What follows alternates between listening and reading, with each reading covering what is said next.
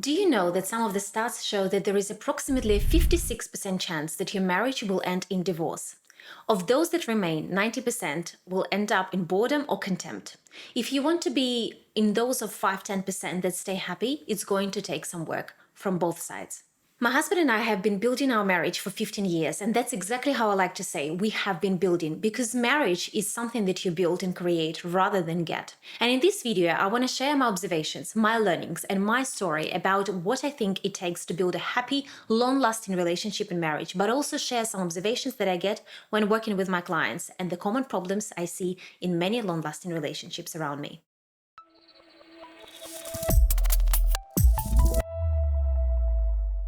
I'm Anna Lehman, personal performance coach, and for those who don't know, in this channel we are talking about everything relating to personal success, and a relationship is one of the important parts to it. Most of my friends are divorced or remarried or single. I can hardly name couples or families in my surrounding where I can say, oh my God, this is genuine love, care, partnership over the years.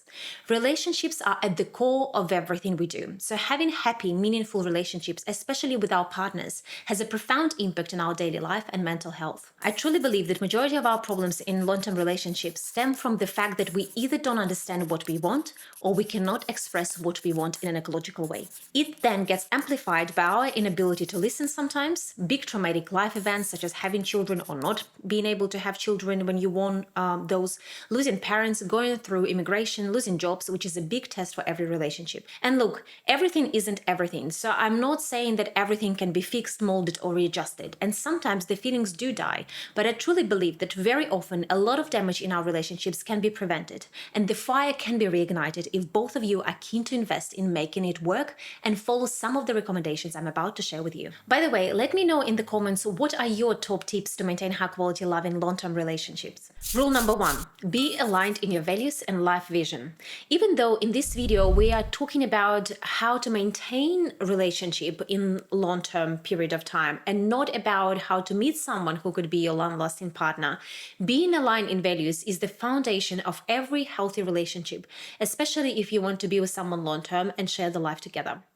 Based on multiple research and my own experience, I can tell you that if you and your partner do not look at big strategic things in life the same way, I doubt it will be possible to build a true, loving, long-term connection.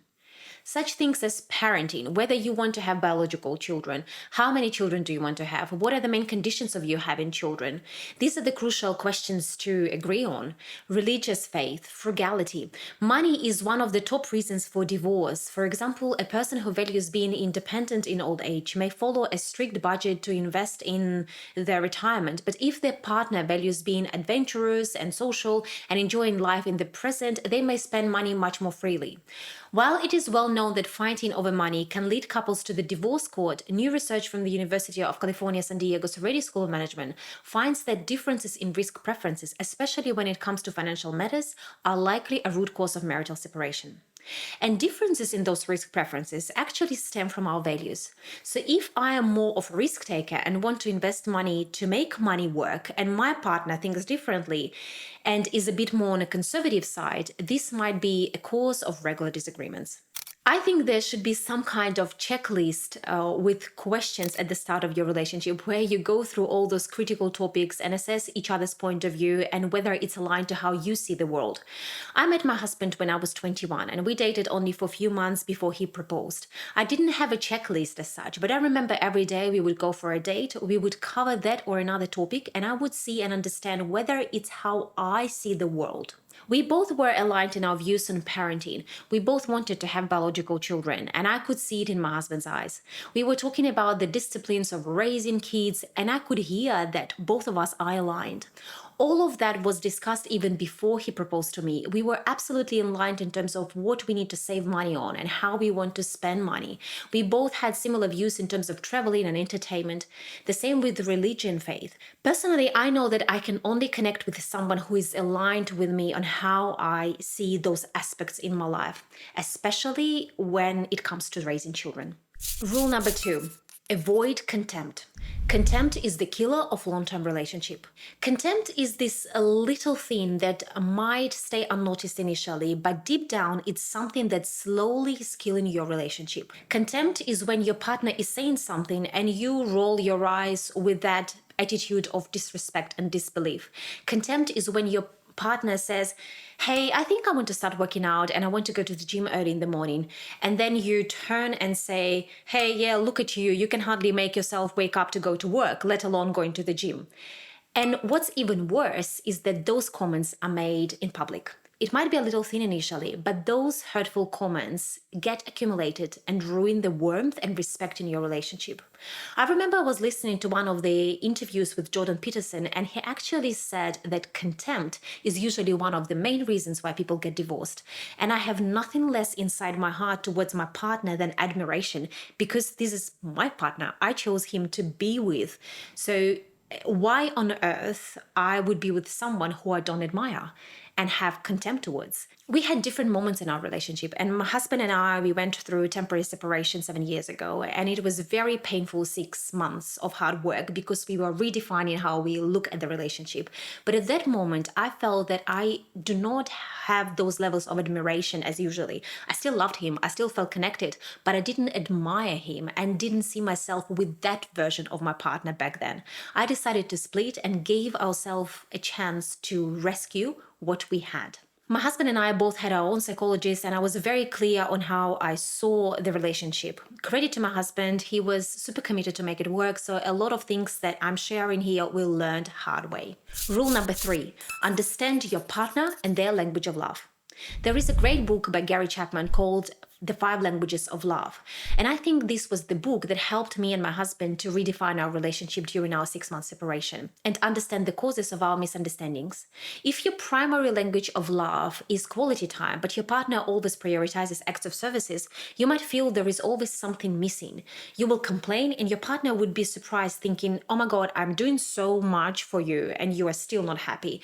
Because maybe you don't need them to do that much for you and you could even delegate some of those things. But what you need with them is just more of that quality time, because that's how you see love. So, going to the park, going to the cafe together and just having a chat and connecting to each other. Only through understanding the love languages of each other, you can actually direct your actions towards the right outcomes. Rule number 4, prioritize and protect the couple bubble. Make sure both of you come first, even when you have kids. I would say especially when you have kids.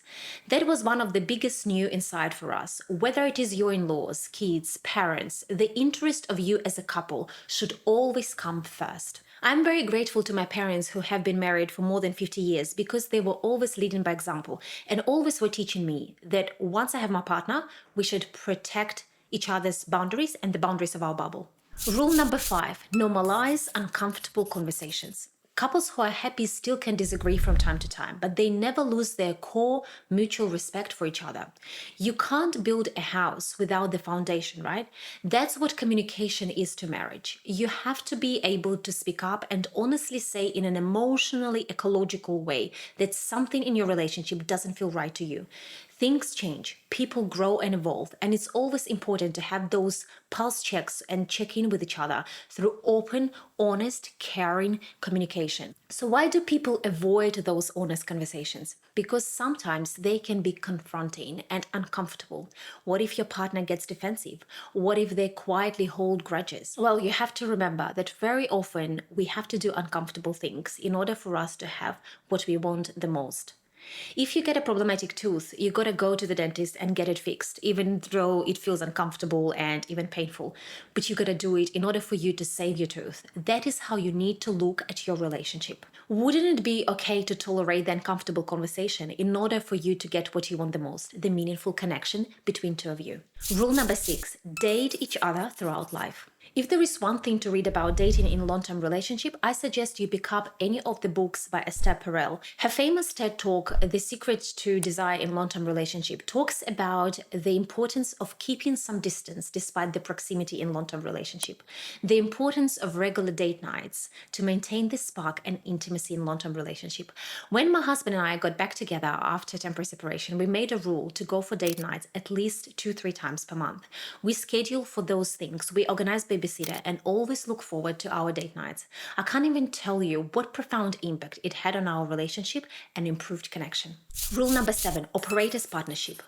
Relationships are never 50-50, and I think that is where many couples get it wrong. They're rigidly sticking to, I'm doing these 10 things and you're doing those 10 things without being flexible.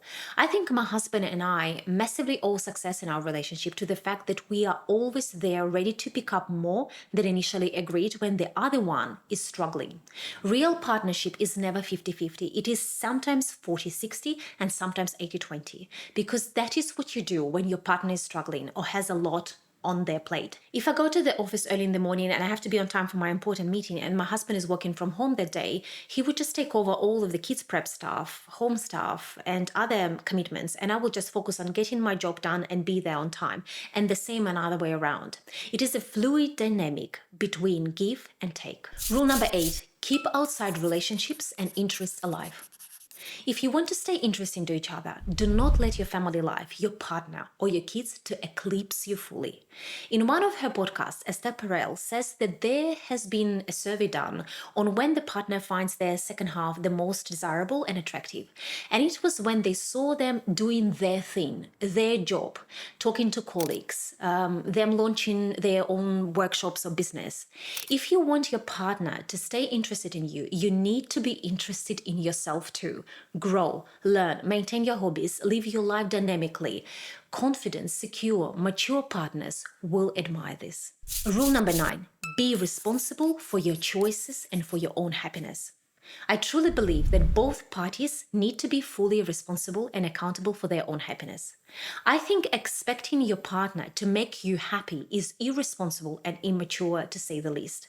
They didn't come to this world owing you anything. Their main mission is to be happy themselves. You are the owner of your own happiness. Your partner can support you in this, but they cannot create your happiness. You have to craft your life your way, yourself. The faster you understand this, the higher the chances are that you're going to build a respectful, rewarding adult-to-adult relationship for many years. These are my 9 rules of how to build healthy, long-term, rewarding relationship based on my experience, research, hours of therapy, and reflection together with my husband. And what are yours? Loved sharing those things with you, and I'll see you soon. With care, Anna.